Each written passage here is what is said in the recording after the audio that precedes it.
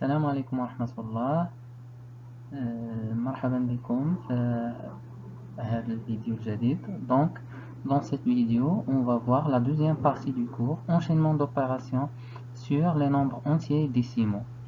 Si vous n'avez pas vu la première partie, je vous invite à le voir avant de passer à cette vidéo. La première partie concerne le vocabulaire.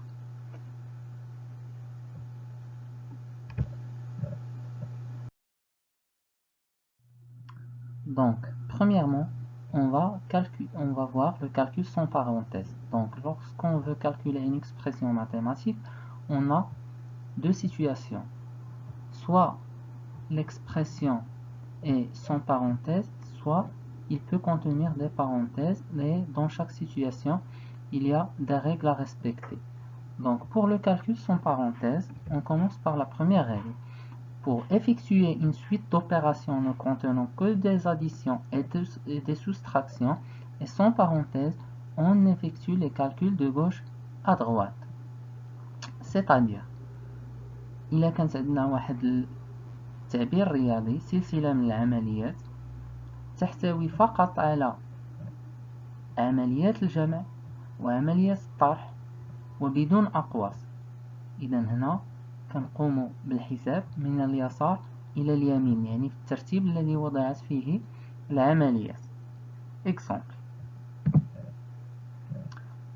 A égale 25 moins 4 plus 51 moins 3 moins 65. Qu'est-ce qu'on va faire? On a dit qu'on va faire les calculs de gauche à droite. Donc de gauche à droite. Donc pour simplifier les choses et pour ne pas commettre des erreurs lors du calcul, donc je vous propose de faire le calcul deux termes par deux termes. Donc premièrement, je vais faire 25 moins 4 et je vais conserver le reste. Donc 25 moins 4 c'est 21, le reste c'est le même. Donc vous remarquez que je n'ai pas changé le reste de l'expression. Et je vais faire plus 51 moins 3 moins 65. Ensuite, je vais calculer la somme de ces deux termes, c'est-à-dire 21 plus 51. Donc, je vais obtenir 72 et je vais conserver moins 3 moins 65. Donc, moins 3 moins 65. Ensuite, je vais calculer 72 moins 3 et je vais laisser 65. Donc 72 moins 3, je vais obtenir 69. Moins 65, j'obtiens 4. Donc bien sûr, vous pouvez calculer plusieurs termes à la fois, mais il faut faire attention lors du calcul. Par exemple, vous pouvez faire 25 moins 4, c'est 21. 51 moins 3, c'est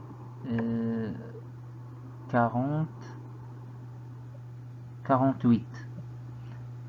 Et vous faites 21 plus 48 et moins 65 et ainsi de suite jusqu'à finir le calcul. Donc si vous avez compris, on passe au deuxième exemple pour bien illustrer les choses. Exemple 2. 41 moins 31 moins 57 moins 14. Donc qu'est-ce qu'on a dit? Je vais commencer par les deux premiers termes. 41 plus 31, c'est 72. J'ai conservé le reste. Ensuite, les deux premiers termes de l'expression que j'ai obtenue. 72 moins 57, ça donne 15. 15 moins 14, ça donne 1. Donc comme ça et avec cette façon, le calcul est très facile et vous n'allez pas commettre des erreurs lors du calcul. Donc ce qu'il faut retenir, lorsqu'on a une suite d'opérations qui ne contient que des additions et des soustractions, on fait les calculs de gauche à droite. Passons à la deuxième règle, toujours dans le calcul sans parenthèse. Maintenant, si notre expression contient seulement les multiplications et les divisions, donc pour effectuer une suite d'opérations ne contenant que des multiplications et des divisions et sans parenthèse, on effectue les calculs de gauche à droite, c'est-à-dire c'est comme la règle précédente. Donc on va faire les calculs toujours de gauche à droite, à condition que notre expression ne doit contenir que des multiplications et des divisions. يعني التعبير الرياضي ديالنا ما يكون فيه إلا عمليات الضرب وعمليات القسمة، ما يكونش فيه الجمع أو الطرح. Exemple 1, A égale 125 fois 3 moins 5. إذن كتلاحظوا أن عندنا فقط عملية الضرب وعملية القسمة. قلنا on va faire les calculs de gauche à droite من اليسار إلى اليمين بنفس الطريقة اللي درنا قبيلة. Donc هنا كنهضروا على les facteurs, les deux premiers facteurs. 125 fois 3 ça donne 375. 375 divisé par 5 ça donne 75. Et voilà le résultat, le quotient de cette expression. Exemple 2, 276 divisé par 2 fois 4 divisé par 12. Donc, vous remarquez toujours, il y a des divisions et la multiplication. Donc, on va faire le calcul de gauche à droite. Je vais commencer par faire cette opération de division. 276 divisé par 2, ça donne 138. Et je continue, fois 4 divisé par 12. Donc je fais cette multiplication, 138 fois 4, ça donne 552. Divisé par 12, le quotient est 46. Donc voilà, je vous invite à refaire les exemples pour mémoriser cette technique.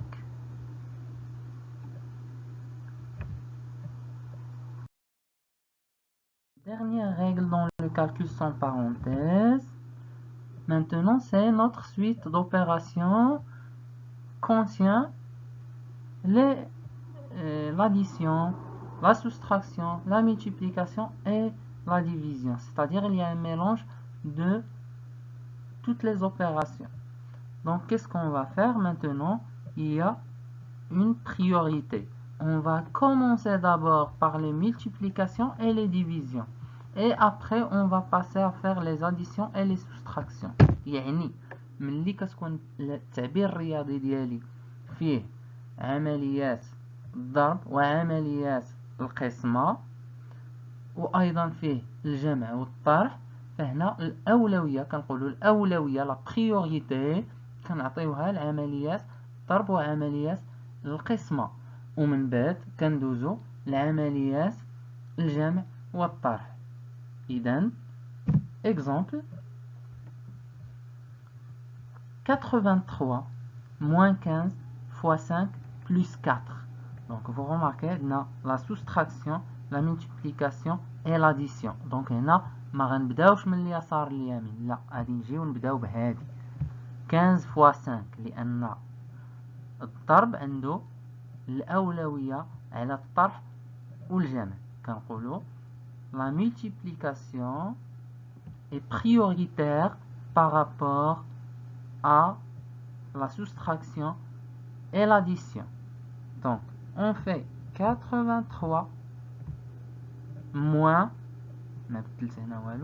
15 fois 5, c'est 75 plus 4. Maintenant, qu'est-ce que je remarque dans l'expression que j'ai obtenue? J'ai seulement la soustraction et l'addition. عندي فقط الطرح والجمع. إذا هنا شنو غادي ندير؟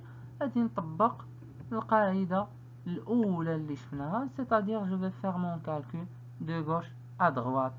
83 moins 75 c'est 8 plus 4 ça donne 12. Et voilà, le résultat de mon expression. Deuxième exemple. 49 moins 28 divisé par 7 plus 5 fois 2 moins 36. Qu'est-ce qu'on a dit? On va commencer par la division et la multiplication. Donc voilà la division, voilà la multiplication. Là, je ne vais rien changer. Je vais écrire 49 moins 28 divisé par 7, c'est 4. Donc 49 moins 4 plus 5 fois 2, c'est 10, moins 36. Qu'est-ce que je remarque dans cette expression?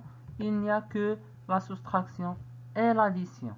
Donc, je vais faire le calcul de droite à gauche. 49 moins 4, 45, plus 10, moins 36. 45 plus 10, 65, moins 36, j'obtiens 19. Donc, essayez de faire les exemples pour bien mémoriser les techniques de calcul. Donc, si vous avez compris cette partie, on va passer maintenant à ce qu'on appelle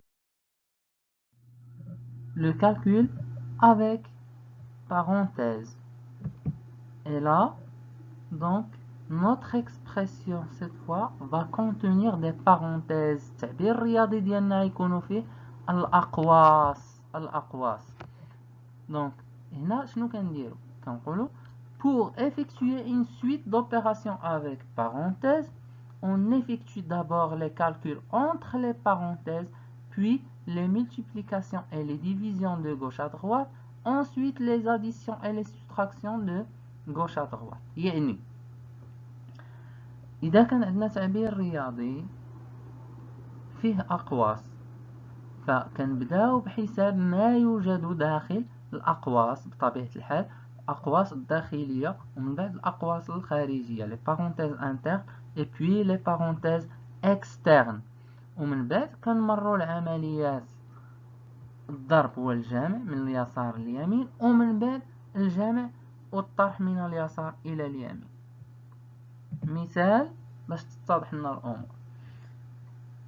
46 moins 14 fois 5 divisé par 16. Donc, on dit une opération entre parenthèses.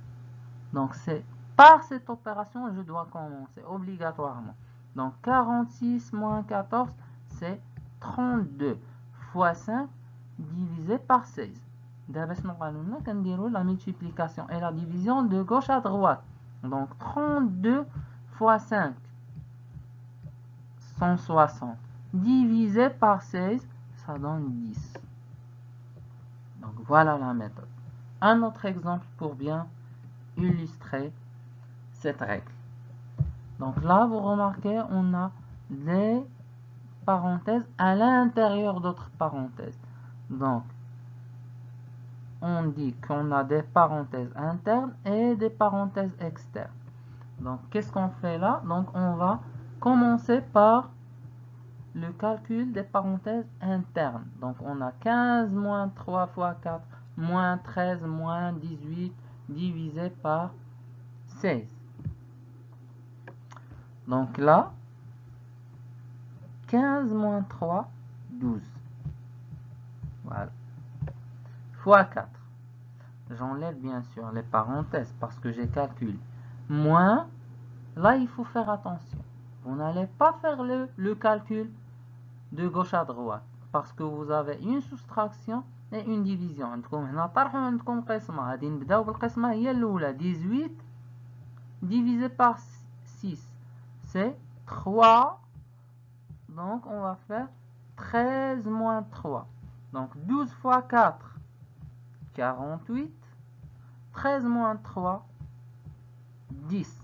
48, pardon. 48 moins 10, 38. Et voilà mon résultat. Je vous invite à refaire les exemples. Maintenant, Maintenant, on va passer à ce qu'on appelle la distributivité de la multiplication par rapport à l'addition et la soustraction. توزيعية الضرب بالنسبة للجمع والطرح. J'explique. Soit A et B et K trois nombres décimaux. عندنا ثلاثة الأعداد عشرية A و B و K.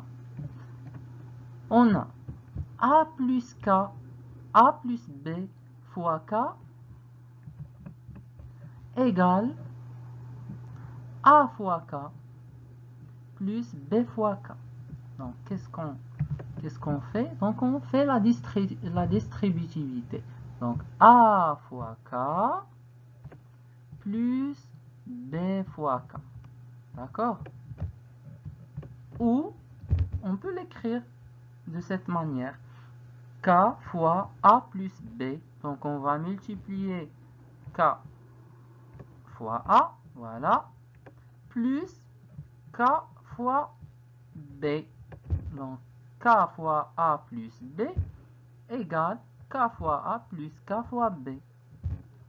La distributivité est valable aussi pour la soustraction. Donc, si on a A moins B fois K, on va obtenir donc égal A fois K moins B fois K. Ou K fois A moins B égale K fois A moins K fois B.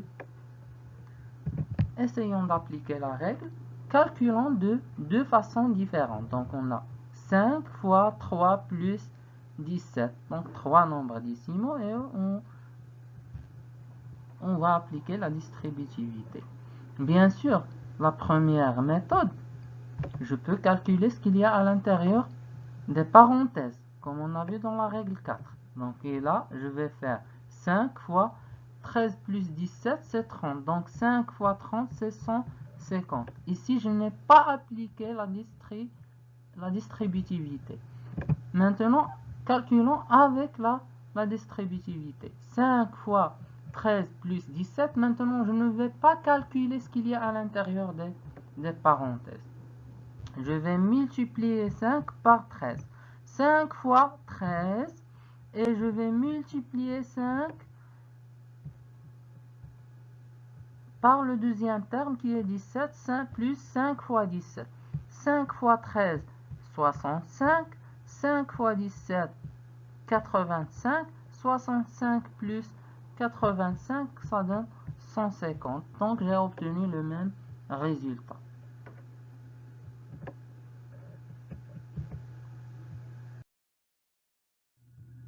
Exemple 2.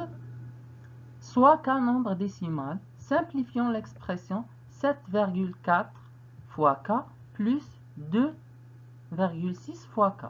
Donc vous remarquez que ici, K, c'est un facteur commun entre ces deux termes. Donc qu'est-ce qu'on va faire? On va appliquer la distributivité au sens inverse. 7,4 fois K plus 2,6 fois K égale 7,4 plus 2,6 fois K, qui est le facteur commun. Et donc là, je calcule ce qu'il y a à l'intérieur des parenthèses. 7,4 plus 2,6, c'est 10. Et j'obtiens 10 fois K et j'ai simplifié mon expression. Donc j'espère que vous avez pu assimiler les notions de cette deuxième partie du cours. N'hésitez pas à m'écrire des commentaires, à poser des questions. Donc, je vais répondre à toutes vos questions et vos remarques. Donc, à très bientôt dans une nouvelle vidéo.